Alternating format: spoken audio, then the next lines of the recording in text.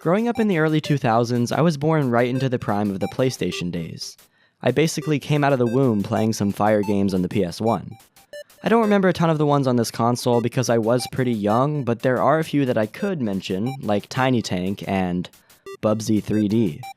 Seriously, why did everyone hate on this game? It's a pretty good... What would a platform game be without platforms? Oh, never mind. But yeah, the PS1 was the console that got me into gaming, and it led on to bigger and better things in the future, like the PS2. This is where the real magic happened, and I could probably name 100 games that I enjoyed on it. I played literally any type of game, and luckily my parents were somewhat lenient with what I played. And even though I could technically be allowed to play GTA and Gun, I would for some odd reason play the same levels on Taz Most Wanted over and over instead. I didn't really care. If it was fun, I would play it. But as I grew up and got the new latest and greatest technology, like the Kinect, I would move on from these childhood games in exchange for what was new and cool. Over time, some of these games would move way back into the hidden sections of my brain, along with old cartoons and information from almost every class I took in middle school. So, I thought it would be a cool idea to revisit some of my favorite childhood games today and see how much I remember about them and what they're really like. Would they actually be as good as I remembered, or would I look at them with rose-colored glasses? Time to find out. Stealth games are pretty common these days, but they were a bit more rare in the mid-2000s. And while I'm sure there were some good ones, I can only think of one that I personally played, Sly Cooper. And Sly Cooper 2, and 3, but we're only going to revisit the first one today. Sly Cooper and the Thievius Raccoonus was developed by Sucker Punch Productions, the developers who would later go on to work on the infamous series of games. They may not sound very familiar, but if you've ever played the game, I'm sure you remember this intro sequence. Anyways, the game released on September 23, 2002, and had an extremely positive reception, with an 86 on Metacritic and similar scores on other review sites. The game is about a raccoon known as Sly Cooper, and his friends Bentley and Murray. Sly was born into a family of thieves who only stole from criminals, and he grew up learning how to become a master thief. He was supposed to inherit a book that documented all of their master thieving skills and abilities, but he never received it. The night he was supposed to get the book, a band of criminals known as the Fiendish Five killed his father and stole it. They divided it into 5 parts and put each in a different area of the world. Sly's goal, and the entire purpose of the game, was to find these criminals, avenge his father, and restore the family book with the help of Bentley and Murray. When I loaded up the game for the first time in over 12 years, I was instantly hit with a wave of nostalgia. I didn't really remember much about the story or anything like that, but as soon as I saw the intro play out, it all came back to me. The music and the shot of Sly Cooper flying through the air with the moon behind him was so freaking cool to me as a kid, and it was still pretty cool even today. Oh wait, you're telling me that the game hasn't even started yet and I'm already feeling like this? This is going to be a fun ride. So I started the game and was hit with the most beautiful voice that I hadn't heard in years. Sly! Do you read me? I don't know who could be behind a voice like this, but damn, whoever played Bentley had some serious good voice acting. So I played through the first mission, stole the police file on Sly, and met Carmelita Fox just like I did back in the day. Carmelita is the one who's always trying to bust Sly, and this will be shown more later in the game and in other titles in the Sly series. After this, I was shown the cutscene of the story that I explained a minute ago with the book and the situation related to it, and then boom, the actual gameplay starts. So I just want to say that in this cutscene there's a specific depiction of Carmelita Fox, and I'm really surprised that a certain community hasn't taken advantage of the characters in this... Oh, damn it. Every time, man, every time. You can't even make games with animals in them anymore. I definitely sucked at this game as a kid, but for some odd reason, I recalled it being too hard to ever get past the first boss fight. But I mean, what was I thinking? This game is cake. Oh, enemy? I'm not scared of you. Absolutely easy. Whatever. Stuff happens. It's not a big deal. Hey, third try's a charm. We're gonna be fine. Okay, there's no way. That platform literally just moved from under me. That's not even possible. Bro. God, bro, when are the next updates coming out to fix these bugs? Okay, yeah, this game would definitely be kind of difficult for a kid, I guess, but maybe I'm just trying to make myself feel better. Revisiting this game today, I had a ton of fun. Having all the memories of the game coming back to me as I played was a cool experience, and it made it even more enjoyable than it was before. The characters and enemies are interesting and unique, and the combat is simple enough to get the point across, but not so complex that it takes away from other aspects of the game. It felt satisfying to defeat enemies, even though it was only one simple move for the most part.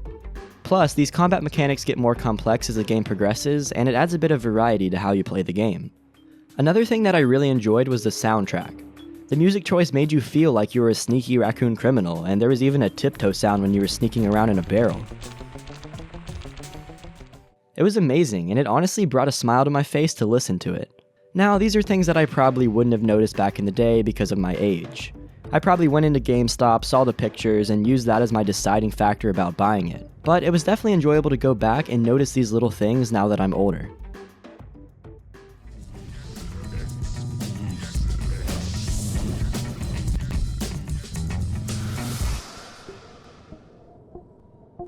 The Tony Hawk series is an insane accomplishment for any developer. There are over 17 games spanning 18 plus consoles, and almost every single one of them had a good review score. Anyways, I played almost all of the Neversoft Tony Hawk games, and they were all pretty fun. But, without a doubt, Underground was my favorite in the series. The other ones were good, but this one was just on a whole new level to me. The map design was amazing, the missions were unique, and everything had a 2000s grunge feel to it. Plus, it actually had a wild story that felt right on par with every other aspect of this game.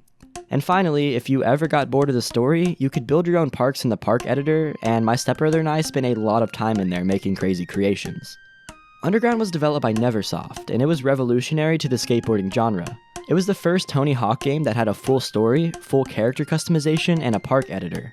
It was meant to be very individual to the player, and it was the most customizable Tony Hawk game at the time.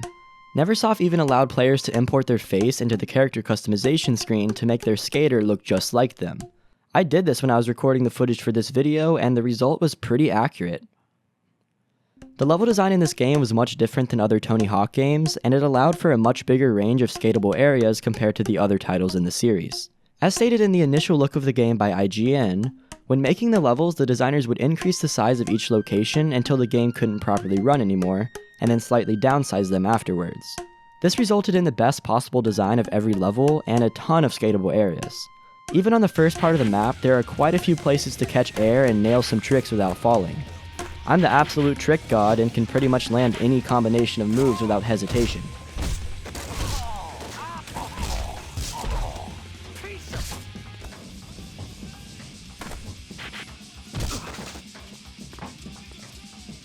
See, it's not that hard. So like I said earlier, there's a pretty good story in this game, especially for a skateboarding game. But replaying this today, I didn't really venture very far into the story and spent most of my time messing around in the starting area.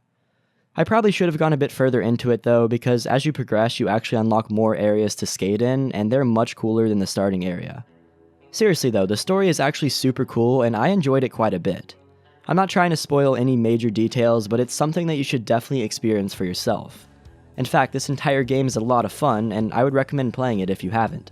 It's kind of disappointing that the Tony Hawk series had the demise that it did, but I look forward to seeing what'll come in the future. If you're interested in the full breakdown of what happened to this amazing series, be sure to check out the video link below talking about why skateboarding games died.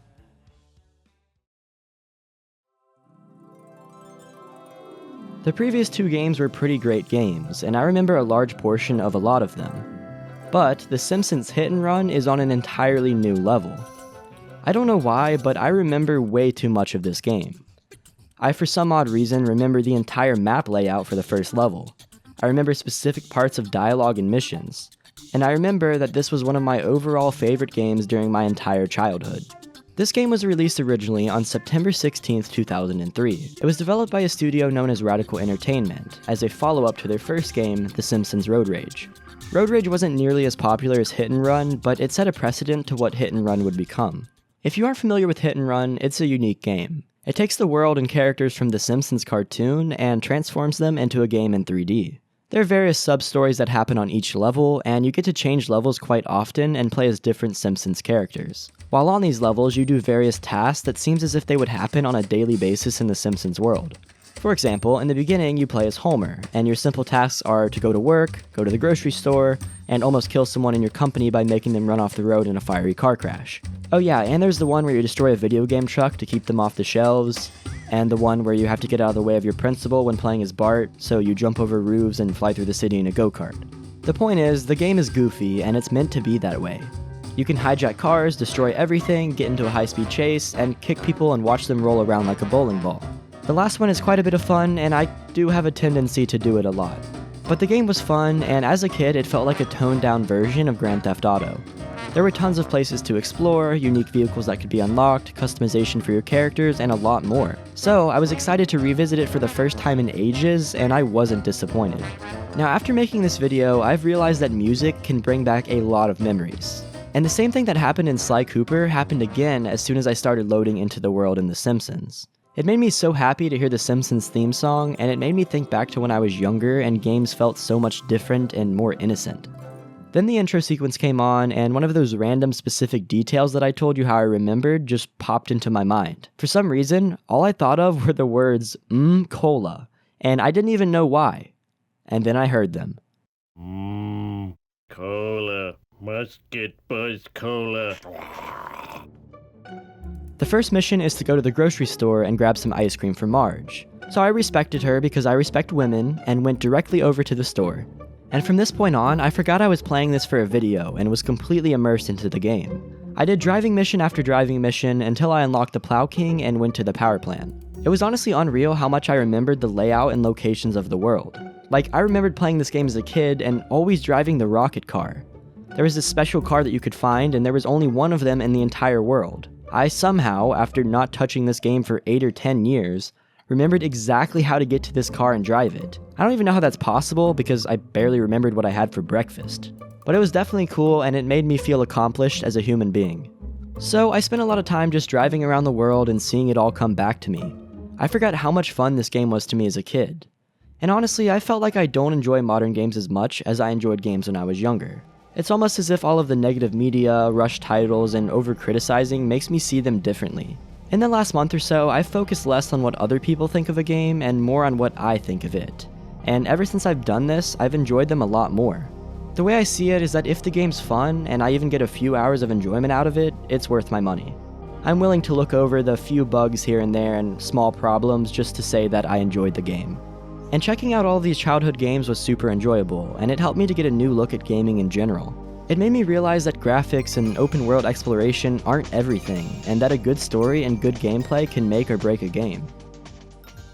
I'm definitely planning on doing this again, so if you want to see another episode of this, feel free to let me know in the comments. I'm trying to fix my upload schedule and upload more consistently, so from here on out, I'm going to try to upload on the 1st and 15th of every month. This way, everyone watching will have more of an idea as to when there will be a new upload, and it's not just sitting in the air as a mystery. If you guys want to stay tuned with what's going on, be sure to join the Discord and follow me on Twitter, which are both linked in the description below. Anyways, that's going to be it for today's video, so I hope you guys enjoyed. I will see you next time, and peace.